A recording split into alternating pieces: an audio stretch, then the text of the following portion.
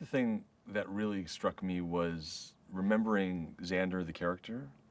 He was sort of a rebel who became a patriot, right? And I thought, oh wow, what an interesting thing to sort of revisit. Okay, you have this sort of rebel who is this really unique individual, but at the same time had this sort of sense of patriotism that he sort of gathered over the course of the first film. For me now, so to revisit something like that in today's day and age, 15 or 14 years later, that was really exciting to me. And I thought that is something that was the one thing that I really grabbed onto, because I thought if there's any kind of message in this movie, it's about individualism, and you can still be a unique individual, but at the same time, you can still be a patriot. You don't have to conform to what society says you need to be.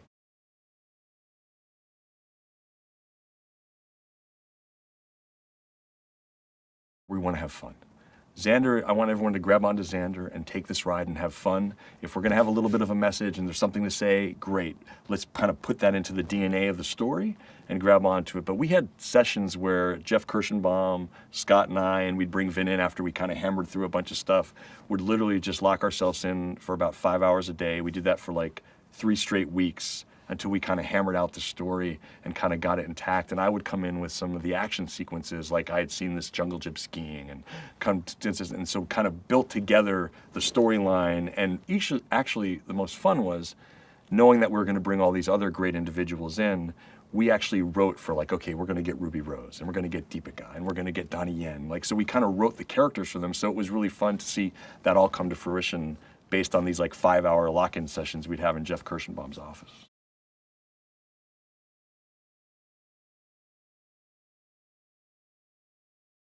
Vin is Xander Cage, and I think the one thing when I first met with Vin and we talked about this was, I told him the thing I loved about Xander was like, I get to see you smile, I get to see you have fun, and I think for me that would be really important to bring that out. And so along the lines, we just sort of, Vin would be in there in the story meetings. I try to show him some concepts and some drawings and some storyboards and kind of whipping out the stories, and he was really, really intricate.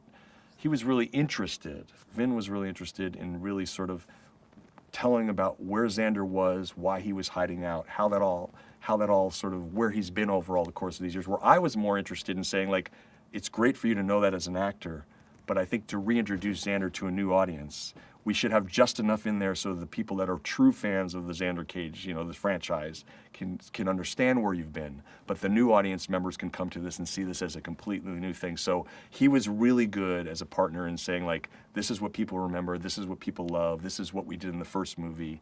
And then I would be kind of on the outside of that and counter him and say, okay, great, so let's take this and put it here. So it was a really fun collaboration working with that. So Vin was very, you know, as far as hiring Russell Carpenter, the cinematographer, and I was always keeping Vin up to date with what I wanted to do. And he was also, as a partner, very supportive.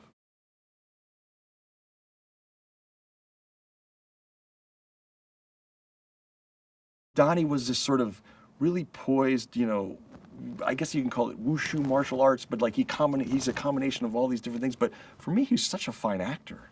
You know, he's a really refined actor and understands drama.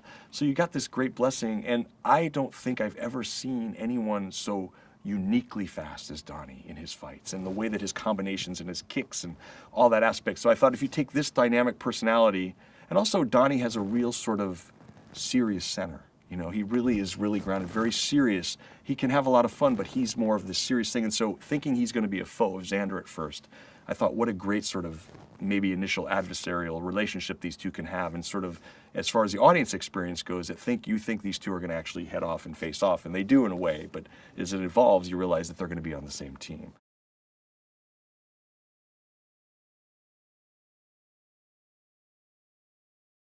I had seen an audition that she had done with Vin for one of the Fast movies a couple years back when I was looking at her for something else, so her agent had sent me over. So I remembered her and called Vin and said, how about Deepika? And he was like, that was one of the best sort of readings I ever had with somebody in chemistry-wise.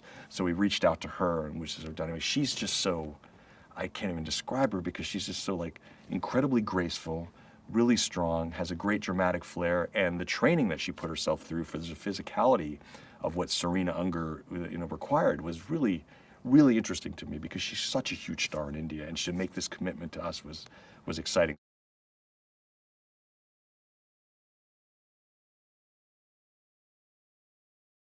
Ruby plays Adele Wolf, who's a sniper, and I kid you not, from the very first phone call I made to her, I had her out in the range maybe 6 hours after she had the job, and she went out and she trained with my friend Mauricio, and she was like, committed to being a great sniper, and she is. I mean, she was like, for 1,000 yards away, putting bullets through playing cards, and she just became like, not so much obsessed like I'm going to be the best sniper ever, but she just wanted everything that she did with the gun to be that. And just to photograph Ruby, there's certain times you're looking through the lens and you're looking at her and you realize there's such an unique thing, that indescribable movie star quality that she has.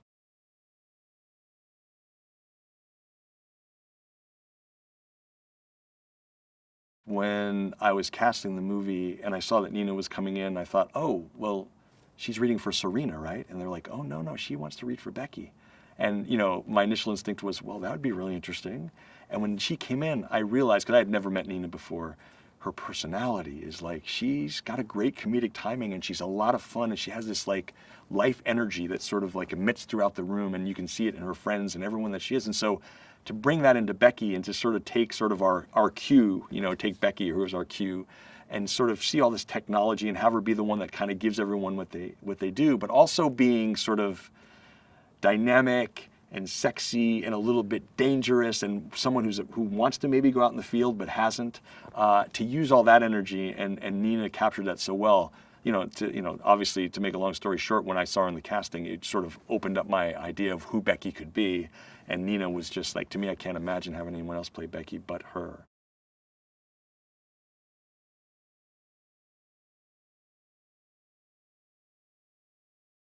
For Toni Collette, it was fun to kind of join and to play in one of these films where she's not, she said, look, I'm not crying, I don't have cancer. She's like, I'm just going to come in here and have fun, and I want to do something really fun with Jane Mark. So when I met Toni here in Los Angeles, we had a great conversation. I know she's just such an incredible actress and has such range. And then we sort of put together who we thought Jane Mark was and how she can portray her and have fun. And it's such a blessing, because Toni is just one of those actresses where you literally take one, take two, can just move on. Yeah, and you, as a director, you kind of scratch your head. You're like, I got to tell her something, right? I got to direct her in some way, because she's just so solid and so good.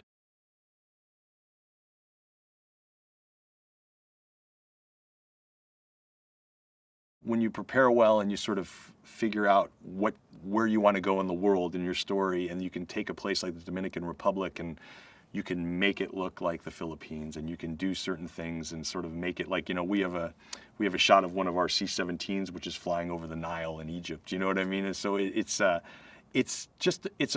a lot for our team and the pre-production of, like, I wanted to make us feel like we were going all over the world. We built this fantastic, beautiful sort of what we call this jungle rave set in this Thai or Filipino type temple. We built that in the middle of Toronto, but then we went out in the Dominican. We shot so many exteriors, and we shot in Salinas, Dominican, which is really down the tip south in this sort of salt mine. And we played that for what it was, actually. And then we kind of went up to Santo Domingo and around Santo Domingo and Punta Cana, and we made these locations.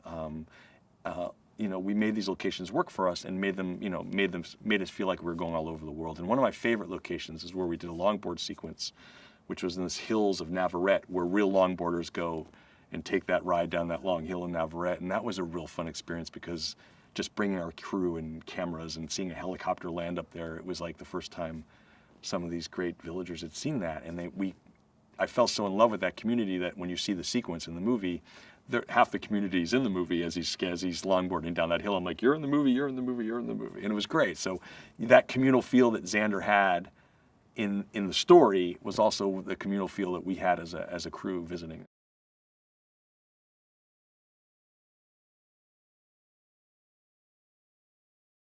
When you think you meet Xander on this sort of life-saving mission, when you're being reintroduced to him 15 years later, he's on the top of this tower, and I've always wanted to do a tower jump, sort of free jump in a tower, and then we thought, okay, what if we got this jungle gym skiing? And so he's up on this tower, he snaps in these skis, and he actually comes down, jumps off this tower, which I think is 380 feet high, and skis down through the jungle. So that was sort of the birth of how do we introduce Xander. And then we thought, okay, and then how do we complete that? How do we get him down to that village down in Salinas? And we thought, okay, let's get this longboard sequence, because we had seen some longboarders now, and Vin had sent me some video of some guys going 70 miles an hour on a longboard down the hill in Navarrete, which we actually saw. So that to me was a combination of working with Scott the writer to make this Xander's introduction. Like, let's take these 3 segments of action and make that as introduction. So if you're going 70 miles an hour on a longboard down a hill through a community, you're jungle jib skiing in the middle of this jungle, going off rocks and kicking off trees, and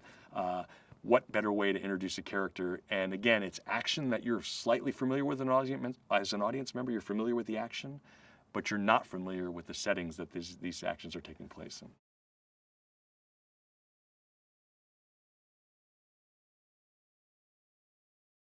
The water bike sequence is a great sequence and completely inspired by a man named Robbie Madison, who literally, I watched one of the specials of him getting that motorcycle and to get it work on the lake and to get it working in the ocean. I thought, I want to be the first to put this in a movie. I want to be the first to put this in a movie. And so contacted Robbie, talked about the sequences, what was possible. And it's interesting because I thought, with the power we have as movie makers, we'll be able to back up Robbie and we'll get 8 bikes and we'll do this thing. And I will tell you, as you've seen from behind the scenes, bikes were sinking and things were happening. But the great news is, like, all of these sequences, like, it's possible that these things can happen. And that was really important. So that's why we try to do as much practical as we possibly could.